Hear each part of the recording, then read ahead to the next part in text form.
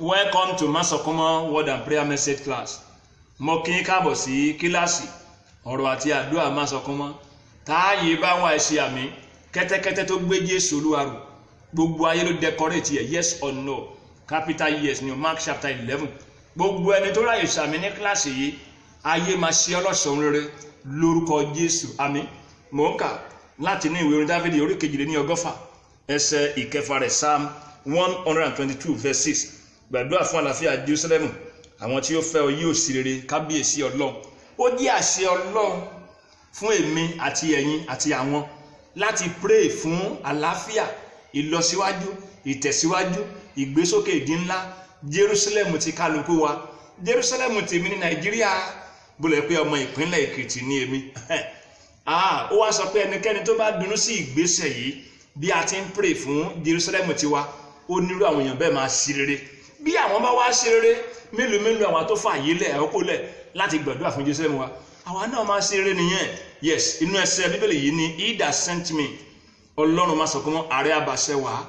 ààrẹ tí ẹnikẹ́ni ò fi bò yàn, tí wọ́n dẹ̀ lè fi bò yọ́ lóye láíláí forever, ló ti Masokomo Word and Prayer Message. Ilé yìí special one titun ìran mi sí ẹ̀yin tó ní àǹfààní láti wá class. Ilé tí àkórí ẹ̀ jẹ́ My Country at 60, orílẹ̀-èdè mi at 60. Series 1 ní ilé yìí. Case study wa níbí ni àwọn Israelite, the Israelite. Exodus chapter 14 verse 15 to 16 ni a ti ń kọ́ ẹ̀kọ́ yẹn. Exodus orí 14 ẹsẹ̀ 15 sí ẹsẹ̀ 19 rẹ̀. Olúwa sì fún Mósè pé, èyí ṣe tí ìwọ fi ń ké pè mí? Sọ fún àwọn Israẹli kí wọn kí ó tẹ̀síwájú, ṣùgbọ́n ìwọ gbé ọ̀pá rẹ̀ sókè,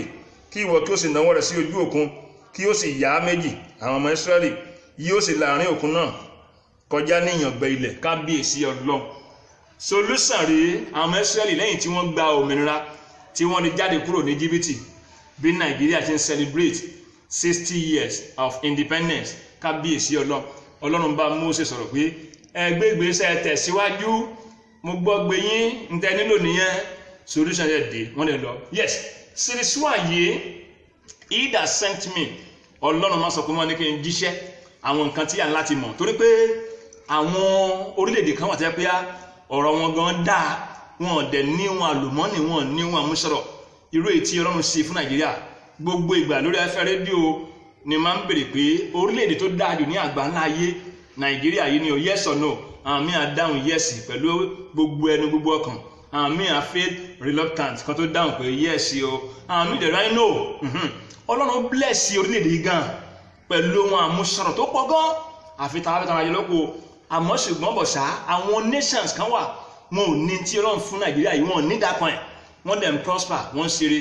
Òun ló fi jẹ́ pé arán mi sí ọmọ Nàìjíríà on the line ní àkókò yìí ní pàtàkì lọ pé kí ló yẹ kí a mọ̀, ibo láti mí sí ẹ̀, kí ló yẹ kí a ṣe, ìgbésẹ̀ ló yẹ kí a gbé kó lè rí bí a ti fẹ́ kó rí ní orílẹ̀-èdè yìí fún ọmọ ìlú, àwọn tó wá gbé bí gan tí ìṣe ọmọ ìlú, àti fún orílẹ̀-èdè fúnra ẹ̀, kábíyèsí Ọlọ́run. Ṣé síwá ní eléyìí o, kí ni nǹkan náà tí ó pè ní ohun àkọ́ fún mi ni pé kì í ṣe àdúrà nìkan o. Nigerians a gbọ́dọ̀ mọ̀ pé àdúrà lè ṣe é, kì í ṣe àdúrà nìkan. À ń pe Ọlọ́run ní orílẹ̀-èdè yìí, à ń gbàdúrà ní orílẹ̀-èdè yìí, nílànà mùsùlùmí ni o, kìrìsìtẹ́nì ni o, kódà àwọn oníṣẹ̀ṣe gan ògbẹ́yìn. Ó wá dàbẹ̀ ni pé àmọ́ Ọlọ́run, àpè Ọlọ́run, àgbàdúrà. Kí ló fà tó fi rí bẹ́ẹ̀ wáyé? Èrò wa ló lòdì, motive wa ló rọ́ǹgì. English teacher mi sọ pé if your motive is wrong, every other thing will be wrong. Motive tó wrong náà ni pé ẹlòmíì ti rò pé àdúrà nìkan ni, ẹlòmíì ò tiẹ̀ ronú pé àdúrà plus ìgbésẹ̀ òun ló máa mú yẹ́sì jáde, ló máa mú bóyá kó ṣe rí. Gbogbo nǹkan ní àdúrà nìkan máa ṣe, àbẹ̀bí sọ pé gbogbo nǹkan ní àdúrà lè ṣe. Tẹ́ ẹ̀ bá ní ṣèmí gbọ́, àwọn nations kan wà mú tẹnumọ́ lábẹ́ òrùn yìí, wọn ò mọ Ọlọ́run. A gbà pé bóyá àwọn idolatry countries ni wọ́n, àwọn pagans kèfèrí ni wọ́n, ṣùgbọ́n wọ́n prosper, wọ́n ṣe nǹkan tó dáa. Àwọn tó ń gbèlú bẹ̀ gan, ayé wọn ń da wọ́n ṣàì wọn lament, wọn rà wọn kígbe. Àwọn èèyàn tó ń travel lọ́bẹ̀ lọ gbé bẹ̀ láì fi ti ẹ̀sìn ẹ̀yà èdè wọn ṣe bí wọ́n dẹ̀ mọ́ Ọlọ́run wọn lè gbàdúrà. Kì í ṣàdúrà nìkan ló máa ṣe o. Case study wa níbí lẹ́yìn tí àwọn Israeli tí wọ́n jáde kúrò nílẹ̀ Íjíbítì, tí wọ́n di òmìnira, bí ọmọ Nàìjíríà, bí Nàìjíríà fúnra rẹ̀ ṣe gain independence ní October 1st 1960, tí à ń celebrate 60 years now, 60 years now. Àwọn ọmọ Israeli àti Mósè wọ́n ń pe Ọlọ́run, wọ́n ń gbàdúrà, àdúrà kan ti dáwà yìí Nàìjíríà wọ́n gba yé and try Ọlọ́run ni Mósè mo gbọ́ gbé yín ẹ ti pẹ́ lójú kan àdúrà yín nìkan láì sí ìgbésẹ̀ kò ní mú yẹ́sì dání ẹ fi ìgbésẹ̀ kún àdúrà yìí òun ló jẹ́ kọ́lọ́run sọ fún Mósè pé kí ló wà lọ́wọ́ ẹ̀ ọ̀pá ìwọ náà pa ọwọ́ ẹ̀ sókè Bible scholar ẹ study Bible dára ọwọ́ kejì náà sí ojú òkun á ya sí méjì ó dẹ̀ ṣe bẹ́ẹ̀ omi dẹ̀ pín àwọn ẹsẹ̀ rẹ̀ lọ solution dé wọ́n dẹ̀ lọ kábíyèsí Ọlọ́run àdúrà ń gbà ní gbogbo ayé ṣe ń gbàdúrà o yes or no Ọlọ́run ti ṣe ìlérí àti májẹ̀mú Bible lèmi gbé dání ní mo gbàgbọ́ Jeremiah 33:3 ó ní ké pè mí èmi ó sì dá yín lóhùn àti bẹ́ẹ̀ bẹ́ẹ̀ lọ 7:7 Matthew ó ní ẹ béèrè a ó sì fún yín àtàwọn ẹsẹ̀ bíbélì mìíràn John 14:14 bẹ́ẹ̀ bẹ́ẹ̀ lọ ó ní gbogbo ayé ṣe ń gbàdúrà àmọ́ ṣùgbọ́n bọ̀ ṣá English teacher mi sọ pé prayer without action is powerless àdúrà láìsí ìgbésẹ̀ ò lè mú yẹ́sì jáde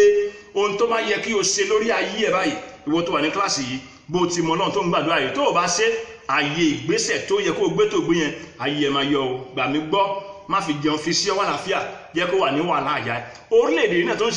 ń celebrate àṣìṣì yìí ara tó yẹ kí àwọn olórí àwọn tó wà ní ipò àkóso ìjọba tó yẹ kí wọ́n sí wọn ṣe òun náà ló jẹ́ kó rí báyìí ẹ ṣáà máa gbàdúrà fún wa o à ń pray fún ìjọba yìí o à ń pray fún Nàìjíríà ó dáa àrùn mi sí ẹ ò sí lè sún ànílẹ̀ yìí o my country at 60 orílẹ̀-èdè mi at 60 àdúrà nìkan ò lè ṣe o kí n lọ parí mẹ́sẹ̀gì báyìí o ìwé aláwọ̀ yé mi sọ pé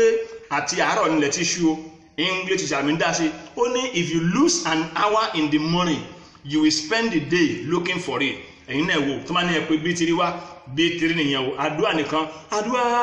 ẹ wúre ó yá ẹ ṣàníyàn àdúrà nìkan kan ló máa ṣe kì í ṣàdúrà nìkan o ìgbésẹ̀ gbọ́dọ̀ pẹ̀lú àdúrà ìgbà yẹn ló máa mú yes ló máa rí bí a ti ń fẹ́ kórí o series 1 eléyìí special message fún àsìkò tí a wà yìí my country at 60 ẹ kú ojú náà fún series 2 jẹ́ n fílẹ̀ bẹ́ẹ̀ tó rà àkókò tí mò ń wò yìí kí n lọ gbàdúrà o táàyè bá wà ẹ ṣe àmì Ọlọ́run ẹ̀bẹ̀ ni o